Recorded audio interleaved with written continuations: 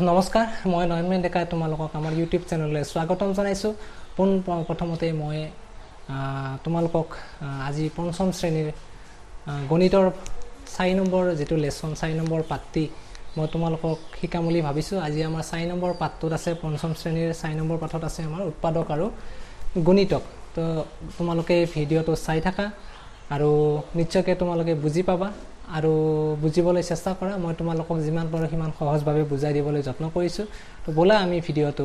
আৰম্ভ কৰো প্ৰথমতে আমাক কি লাগিব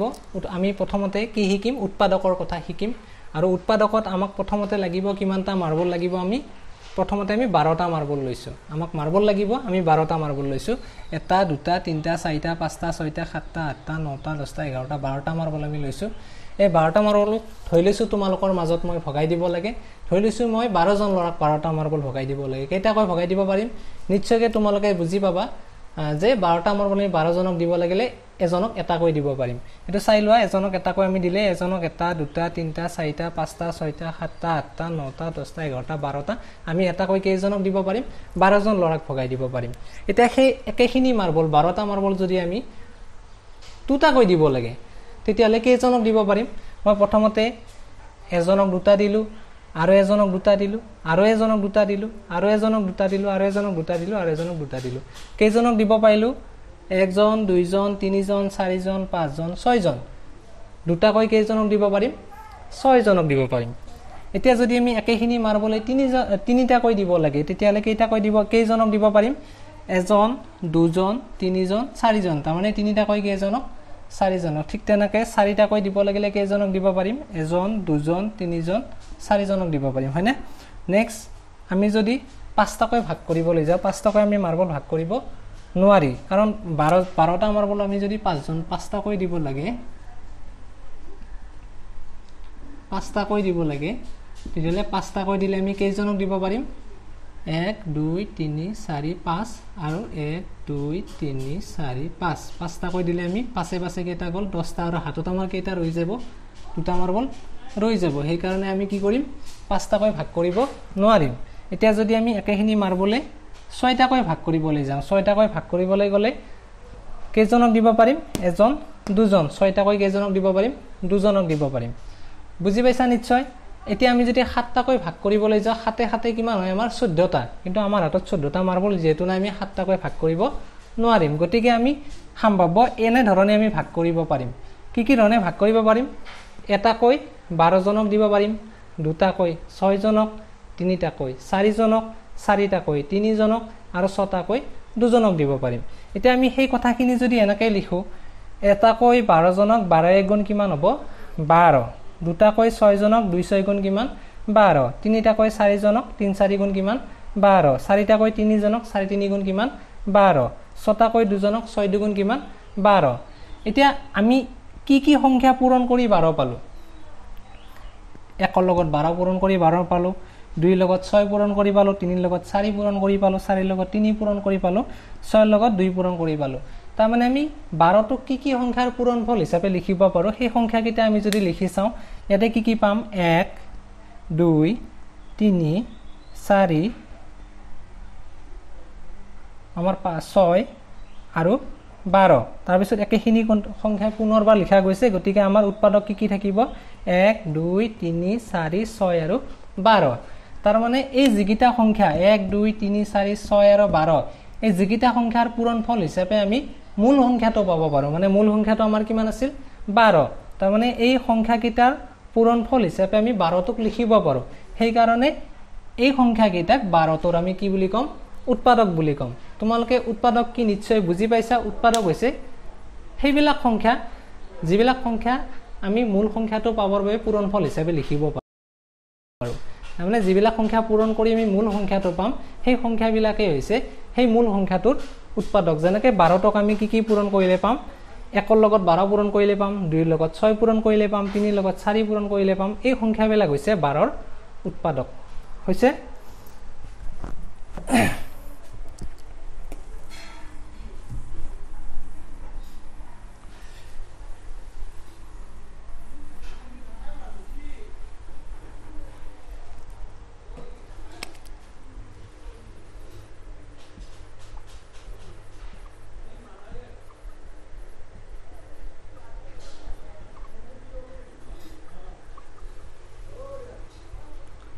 এবাৰ আমি শিকিব লাগে কি উৎপাদক বৃক্ষ বৃক্ষ মানে কি গছ হয়নে গতিকে উৎপাদক বৃক্ষ মানে কি আমি এই উৎপাদক যিবিলাক আমি পালো যেনেকৈ 12টোৰ উৎপাদক পালো সেই উৎপাদকবিলাকক আমি সেই সংখ্যাটোৰ বৃক্ষ ৰূপত প্ৰকাশ কৰিব পাৰিম গছৰ নিচিনাকৈ আমি বনাব পাৰিম চাবাচোন তোমালোকে আমি কেনেকুৱাকৈ ঠাল ঠেঙুলি বনাম কেনেকুৱাকৈ শাখাবিলাক বনাম ধৰি লৈছে এটা সংখ্যা 9 9টোক আমি কিহৰ পূৰণফল হিচাপে লিখিব পাৰিম আমি জানো যে 3 ৰ লগত 3 পূৰণ কৰিলে কি পাম 3 3 গুণ 9 পাম ঠিক তেনেকৈ 10টো যদি লিখো 10টোত আমি কি লিখিব পাৰিম 2 ৰ লগত কি পূৰণ কৰিলে 10 পাম 2 5 গুণ 10 ঠিক তেনেকৈ এবাৰ যদি মই আৰু এটা সংখ্যা লৈছো 18 18টোক কি সংখ্যা পূৰণ কৰিলে পাম 2 পূৰণ কিমান 9 কিন্তু 9টোক আৰু আমি লিখিব পাৰো কি লিখিব পাৰো 3 পূৰণ কিমান 3 বস্তুটো আমোদজনক নহয় নে বাৰু দেখিবলৈ গছৰ নিচিনা লাগিছে নে ঠাল ঠেঙুলিৰ নিচিনা লাগিছে নাই নিশ্চয় বুজি পাইছা কথাখিনি এটা কথাটো হ'ল ইহঁতক আমি আৰু ভাগ কৰি নিলিখো সৰু সৰু আৰু ঠাল ঠেঙুলি আমি বনাব নোৱাৰো কিয় নোৱাৰো এই যিবিলাক সংখ্যা পালো আমি শেষত এই সংখ্যাবিলাক হৈছে 2 3 3 2 5 3 3 এই যিবিলাক সংখ্যা যাক আমি আৰু ভাঙিব নোৱাৰো এই সংখ্যাবিলাকৰ উৎপাদক মাত্ৰ দুটা কেনেকৈ দুটা 3টোক আমি বেলেগ সংখ্যাৰে হৰণ কৰিব নোৱাৰো মাত্ৰ 1ৰে হৰণ কৰিব পাৰো আৰু 3ৰে হৰণ কৰিব পাৰো ইয়াত যদি আমি চাও 1 আৰু কি পাম 3 পাম ইয়াৰ উৎপাদক বৃক্ষত সেইটো আমি নিলিখো কাৰণ এইবিলাক যিবিলাক সংখ্যাৰ মাত্ৰ দুটা উৎপাদক থাকে যেনেকৈ 3টোৰ উৎপাদক মাত্ৰ দুটা কি 1 আৰু 3 তাৰ মানে এই যিবিলাক সংখ্যা যাৰ উৎপাদক দুটা থাকে সেইবিলাকক মৌলিক সংখ্যা বুলি কোৱা হয় এটো তোমালোকৰ যদিও বা সিলেবাসৰ বাহিৰৰ বস্তু তথাপিও তোমালোকক জানিবৰ কাৰণে কৈ দিছো যে এই যিবিলাক সংখ্যাৰ উৎপাদক আমি দুটা পাওঁ যাৰ তাৰমানে যিবিলাক সংখ্যাক আমি দুটা সংখ্যাৰে হৰণ কৰিব পাৰো এক আৰু সেই সংখ্যাটো নিজেৰে আমি হৰণ কৰিব পাৰো হেতুক কি বুলি কোৱা হয় মৌলিক সংখ্যা বুলি কয় এইবিলাক হৈছে মৌলিক সংখ্যাটো পাই যোৱাৰ পিছত আমি তাক আৰু ভাঙিবলৈ নাযাওঁ ঠিক তেনেকৈ এবাৰ 18টোক আৰু অকনমান ভাঙিবৰ কাৰণে যত্ন কৰিছো সাপোজ মই এবাৰ আগতে ইয়াতে 2 লৈছিলো এবাৰ 3 ললো 3 ললে কিমান আহিব 3 লগত কি পূৰণ কৰিলে 18 পাই 3 6 গুণ 18 6টোক আৰু ভাঙিবৰ কাৰণে যত্ন কৰিছো 2 পূৰণ কিমান 3 আৰু আমি নোৱাৰিম ভাঙিব ঠিক তেনেকৈ 18টোক আৰু বেলেগ ধৰণে পাই নেকি আমি চেষ্টা কৰি চাও আৰু যাবনে 18টোক আমি আৰু পাৰিম নে ভাগ কৰিব 2 9 গুণ 18 3 6 গুণ 18 আৰু কি আছে আৰু এটা লিখিব পাৰিম নেকি চাও বাৰু নাই আৰু নাই গতিকে এই দুই ধৰণে আমি লিখিব পাৰিম তো বুজি পাইছা নিশ্চয় উৎপাদক বৃক্ষ এনেকৈ তোমালোকে বনাবলৈ চেষ্টা কৰিবা তোমালোকে 36ৰ বনাব পাৰিবা বিভিন্ন ধৰণে 24ৰ বনাব পাৰিবা এইবিলাকৰ উৎপাদক বৃক্ষ তোমালোকে বনাবলৈ যত্ন কৰিবা আৰু ঘৰত তোমালোকে এইবিলাক সংখ্যাৰ উৎপাদক বৃক্ষ বনাবা বুলি আশা ৰাখিছো আৰু তোমালোকে নিশ্চয় কথাখিনি বুজি পাইছা উৎপাদকৰ কথাখিনি নিশ্চয়কৈ তোমালোকে বুজি পাইছা বুলি আশা ৰাখিছো এবাৰ আহিছো আমি গুণিতকত এবাৰ গুণিতকত আমি কি চাম এবাৰ আমাক লাগে গুণিতক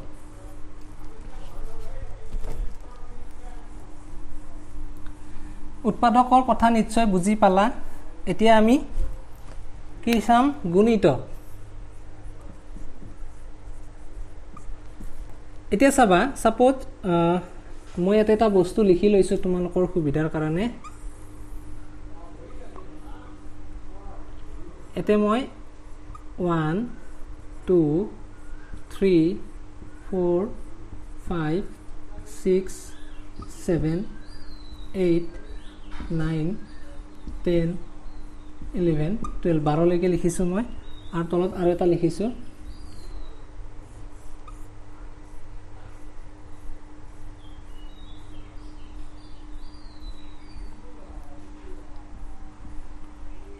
এক 2 3 4 5 6 7 8 9 10 11 12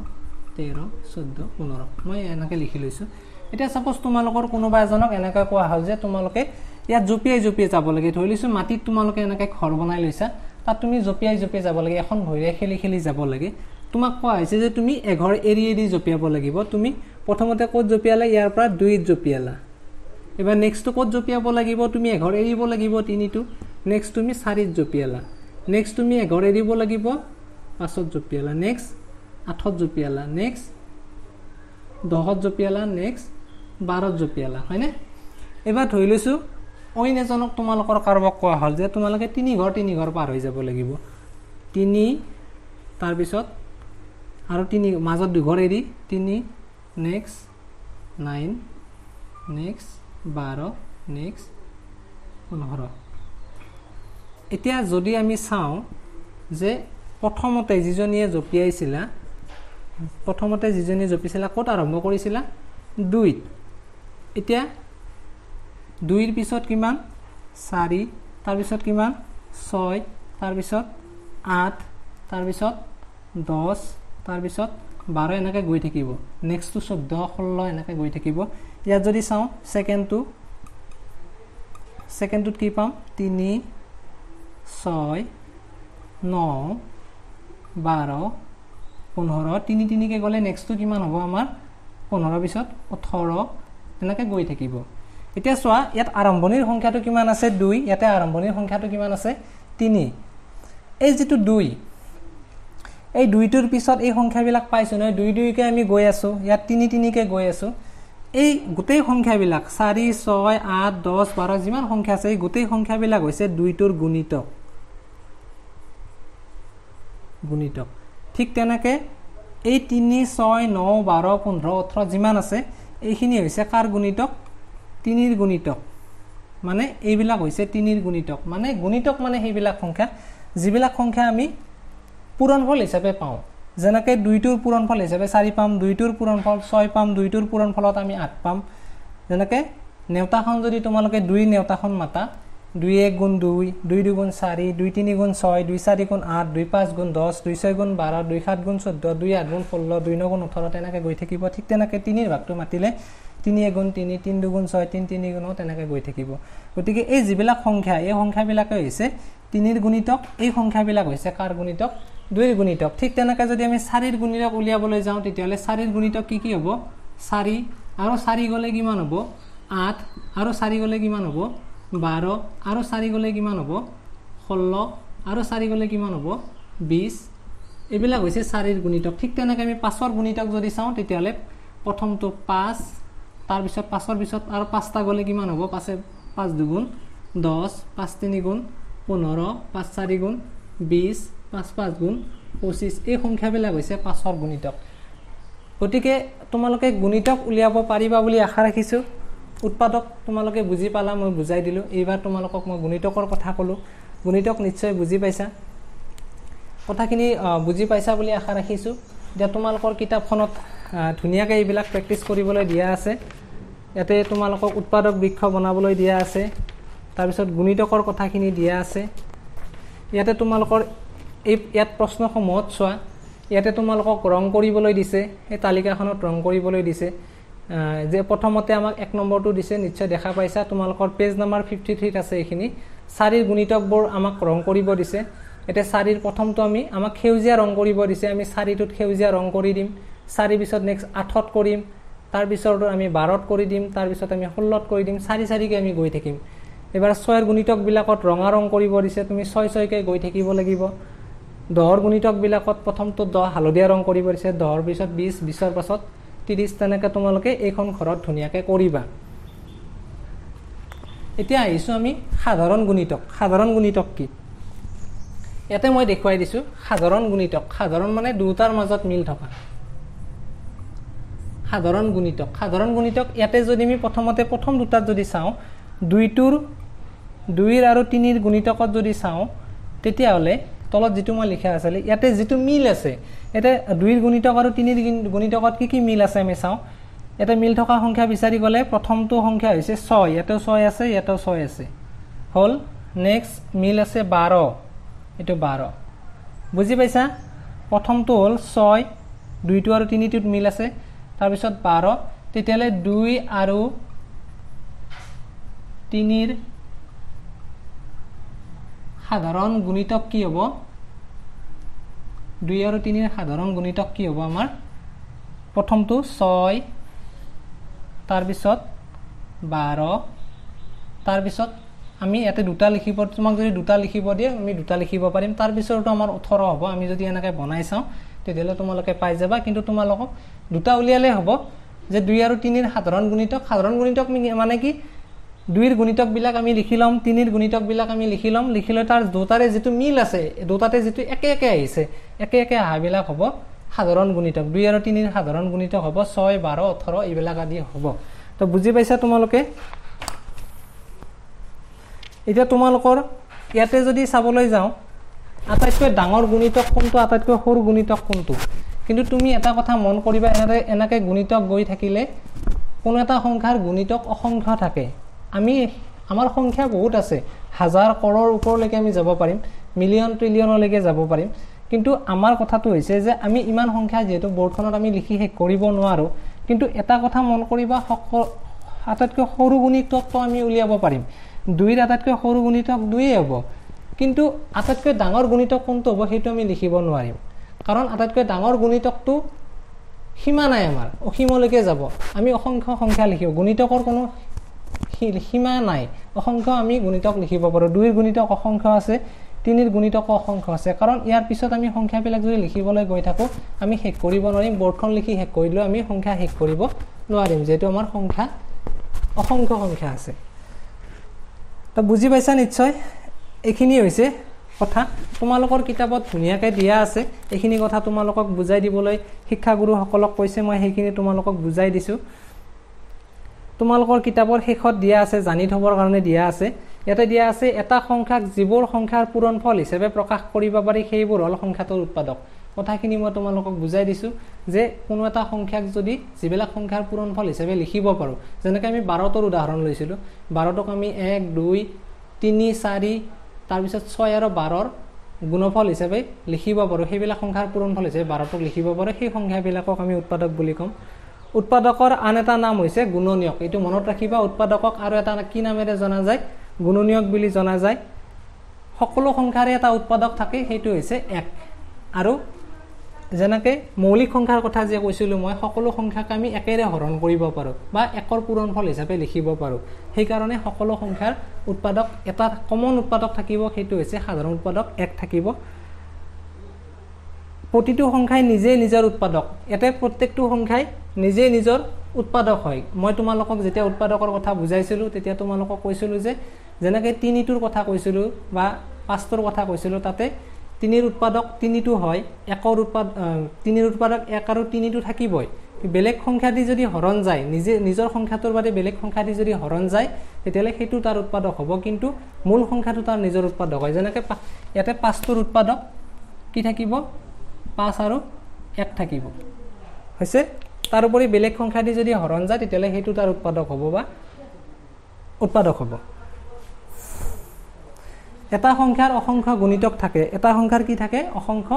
গুণিতক থাকে এতে যেনেকৈ 2টোৰ গুণিতক আমি অসংখ্য লিখিব পাৰো হেতু মই বুজাই দিছো এটা সংখ্যাই নিজে নিজৰ আটাইতকৈ ডাঙৰ উৎপাদক আৰু নিজে নিজৰ আটাইতকৈ এটা সংখ্যাই নিজে নিজৰ আটাইতকৈ ডাঙৰ উৎপাদক আৰু নিজে নিজৰ সৰু গুণিতক এতিয়া চোৱা 12টোৰ যেতিয়া আমি উৎপাদক লৈছিলো কি উৎপাদক পাইছিলো 12ৰ উৎপাদক আমি কি পাইছিলো 1 2 3 4 6 আৰু 12 পাইছিলো ইয়াতে সবতকৈ ডাঙৰ উৎপাদক কোনটো 12টো এটো 12ৰ আটাইতকৈ ডাঙৰ উৎপাদক 12ই হ'ব আৰু গুণিতক যদি চাবলৈ যাওঁ আটাইতকৈ ইয়াতে যদি 2ৰ গুণিতক চাওঁ 2ৰ আটাইতকৈ সৰু গুণিতক কোনটো ইয়াতে গুণিতক বহুত আছে 2 4 6 10 12 আছে কিন্তু আটাইতকৈ সৰু কোনটো 2টো তাৰ মানে উৎপাদক এটাই নিজে নিজৰ আটাইতকৈ ডাঙৰ উৎপাদক আৰু গুণিতকৰ ক্ষেত্ৰত নিজে নিজৰ আটাইতকৈ সৰু গুণিতক এইখিনি হল কথা তোমালোকে নিশ্চয় কথাখিনি বুজি পাইছা তোমালোকক মই যিমান পাৰো সিমান সহজভাৱে বুজাবলৈ চেষ্টা কৰিলো আৰু যদি বুজি পাইছা তোমালোকে ভিডিঅ'টোৰ কমেণ্টত জনাবা আৰু এইখিনিয়ে কৈ মই মোৰ ভিডিঅ' সামৰণি মাৰিছো ধন্যবাদ